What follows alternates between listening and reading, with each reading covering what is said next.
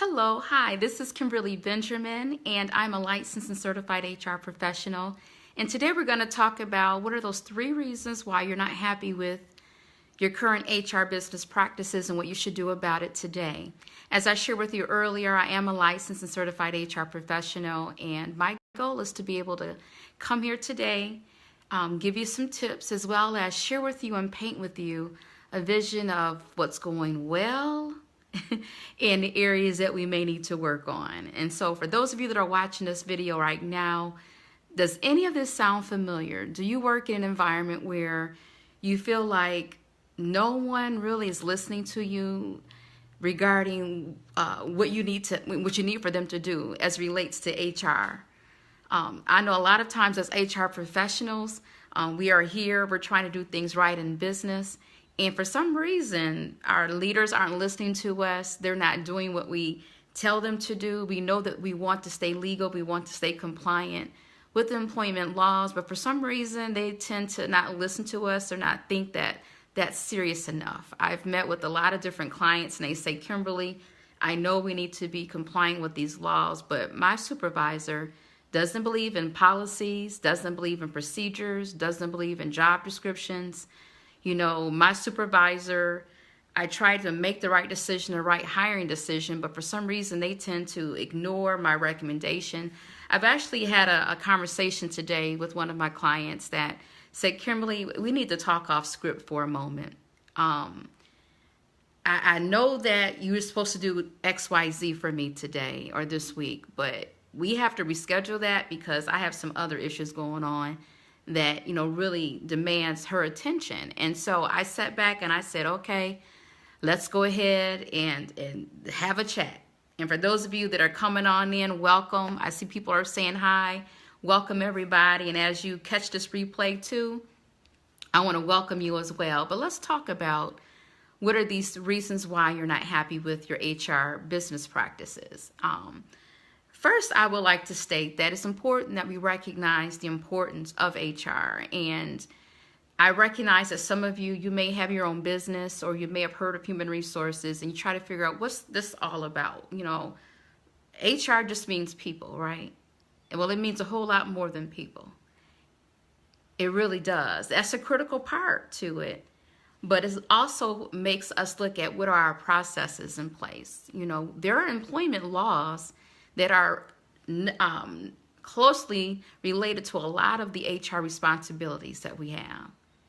And if a person isn't mindful or know the law, they're not current with the employment laws, they could be doing a lot of things that can jeopardize themselves and their business. And you're probably saying, Kimberly, why are you saying jeopardize themselves? And the reason why you could jeopardize yourself is because when you have a business, when you're working in a business and you're representing a company and you're doing anything that's related to HR, that's the hiring, the firing, the recruitment, the background checks, the drug screens, the performance reviews, paying people, the workers' compensation, OSHA, making sure that people have a safe place to work, all of that, those responsibilities are huge in the eyes of the court.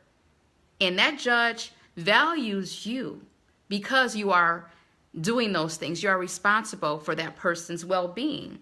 So if you have an HR responsibility or CEO, entrepreneur here, you have a business, trust, know, and believe that if a person is not pleased with the level of support they're getting from you, if they feel discriminated against, or if they feel that you're not treating them properly, they could sue you personally. Now, how many of you realize that by you being a business owner, by you being an HR professional, by you being a nonprofit leader or someone working in a nonprofit world and you're responsible for HR stuff, you could be sued? And that's because what you do is critical in the eyes of the court. Yeah. Now, that's one of the key learnings that I share when I speak. A lot of you know I speak all over the world. I conduct human resource employment law seminars all over the world. I'm thankful to state now that we've helped we've been in 31 states, 71 cities, and assisting close to 2,500 businesses and close to 3,000 people, HR professionals and business professionals with human resources. And that's one thing that I see wherever I go is that people go, wow, Kimberly, I didn't know. I didn't realize that they could sue me. And they could. So that's why it's critical that we all get this right as relates to your responsibilities that's around human resources. So one of the reasons why you may not be pleased or happy or proud of your current HR practice is because maybe you haven't had the opportunity to really lead like you should. Yes. How many of you have supervisors or you know people who really don't let you lead? They don't let you lead. You know that you've been hired to do this job, and that was one of the concerns that one of my clients had today on the call that we had, is that I am hired to do this HR stuff, but for some reason the leadership may not value HR. And that's one of the things that we get a bad rep on, I will say, is you need to be strategic and you want the leaders to value you. But I submit to you this, business owner, it's critical that you have someone that's overseeing and helping you with your human resource needs. By me having companies myself, I have 3 of them, and I know it can be a lot of work trying to manage 3. So I know you're busy if they're trying to manage to 1 or the 2 that you have. And if you're thinking, Kimberly, I can create the job descriptions myself. Kimberly, I can create the job postings myself. Kimberly, I can Google and try to find a handbook or try to find a policy or procedure, or I'll just go to an attorney when I need support, right? How many of you would agree with me that that can be very expensive, right? That can be expensive. So it's important that you have the right tools yourself versus being able to spend all that money every time you have to go to an attorney to get the level of support that you need. So the very first thing is important that you recognize is that if you're in an environment where you're not being valued, it's important that you step up and get on top of that whole issue and say, wait a minute, my position is valuable here. My HR role is critical in this organization. I'm helping to save this organization millions of dollars, because that is true. Do you know court cases can range anywhere from $250,000 on up? And that's not even including the fines. The fines can be large as well. So it's important that you do this properly. And I see that people are here online. Hey, April, thanks for joining as well. So make sure that you recognize that you first have to do your part. And recognize that HR is important. Even if you have a supervisor or a leader or director or a VP who do not support you, still know you can be sued individually, and the company can be sued as well. So that's the very first thing I would like for you to be mindful of. The second thing that I would like for you to be mindful of, and maybe the second reason why you're not really, happy or pleased with your HR practices, is because, you really don't have any. Yeah, you don't have the handbook. You don't have a program that's allowing you to look at your retention, to keeping your employees. What do you currently do now to keep your employees? Do you know why they really are there right now? They have other options. They can leave. And trust, know, and believe, too, that when the economy is good, jobs are plentiful. People can leave in a minute and find another job somewhere else. And a lot of you know that I am a professional resume writer and career coach. So I help people with the resumes. I help people with finding jobs. And we're in the process now of working on another arm of my business, which I can't disclose right now, but super excited about that. But in this type of economy right now, things are really moving. People are growing. So it's important that you recognize, hey, why do that person stay? Why are they deciding to stay here with me, with our company? What do we need to do to keep them here? Or what's important to them that gets them, they get up in the morning, they're happy to be at work, they're happy to bring their whole self to work.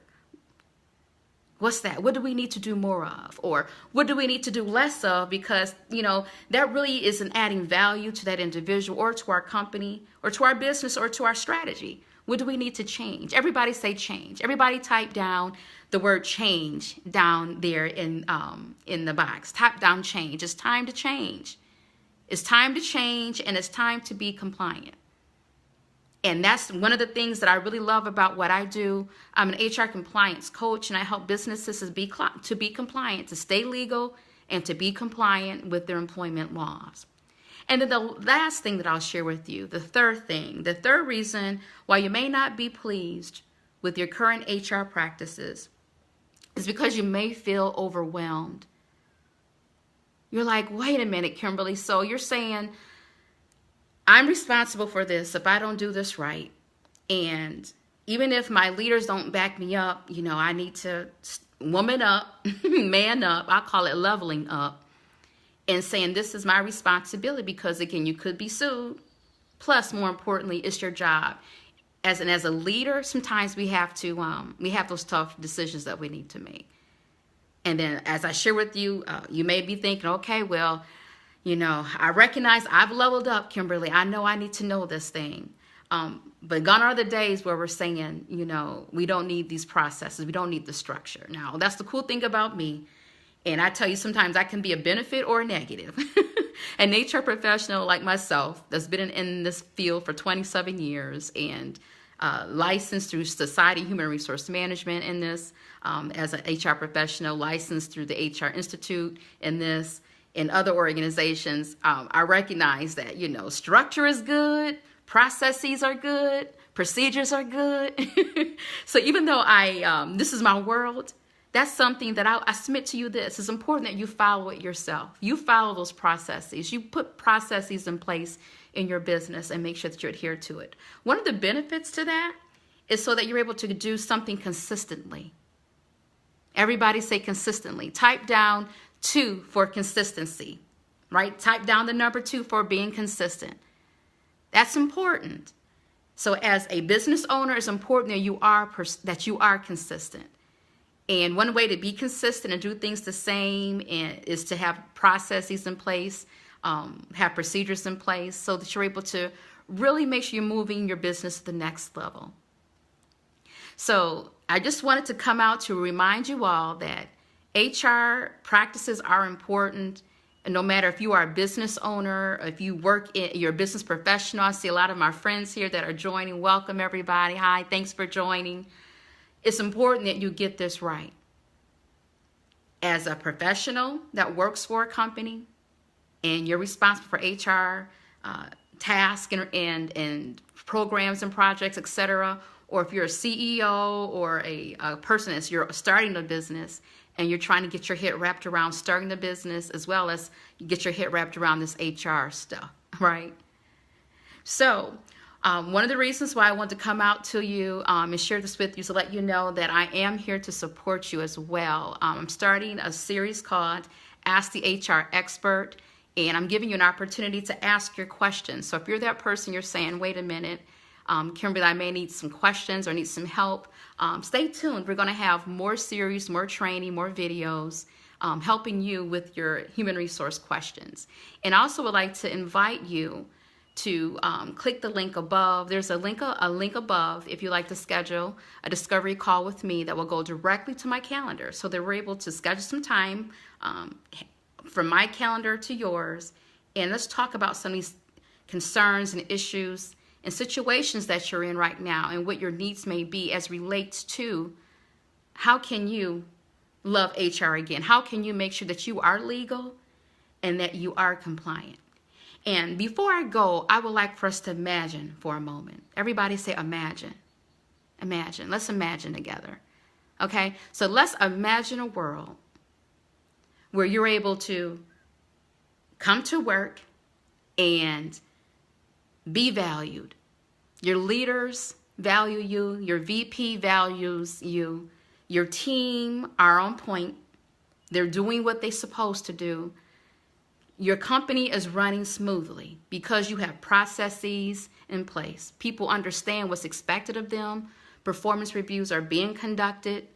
Job descriptions are created for every position.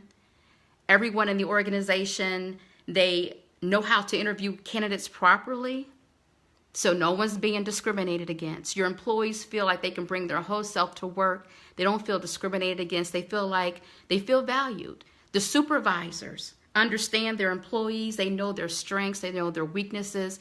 They know their desires. They know their dreams and career aspirations. And there's a plan created to assist them in helping them to get there.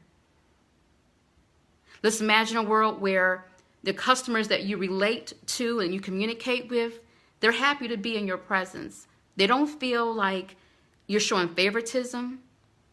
Your employees don't feel that way. Yeah. Let's imagine a world where in a business, let's move this over to a business now. We're imagining your business. Your business where you get up in the morning and you have a plan of action. You know what you need to do. You are able and you feel confident. Everybody say confident. Everybody type in the number 2 for confident. You feel confident that you can interview properly and that you know the type of candidate that you want, that you need, that you are strategic. Everybody say strategic. Type in the word strategic down below. Strategic. You're able to be strategic. You're able to get out of this running around being busy, business owner, and not having the time where you can plan and strategize.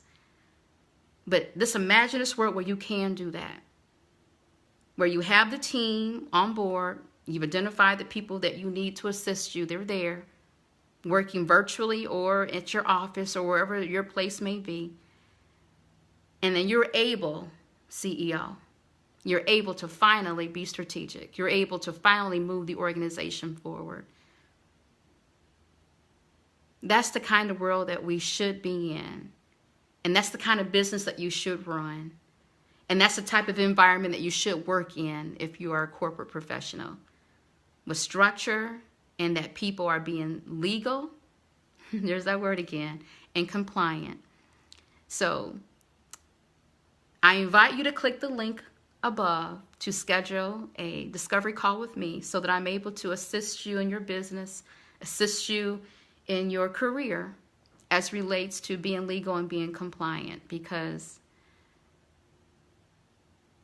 when you get stuck and fear and doubt tries to pop back in, remember this video and remember what you envisioned when you're able to imagine again. And we can create that for you in your business. This is Kimberly Benjamin, your HR compliance coach. Signing out. I look forward to getting your questions, but more importantly, I look forward to connecting with you, scheduling that discovery call so that you're able to live the life that you want with your business and your professional life. Bye-bye, everybody.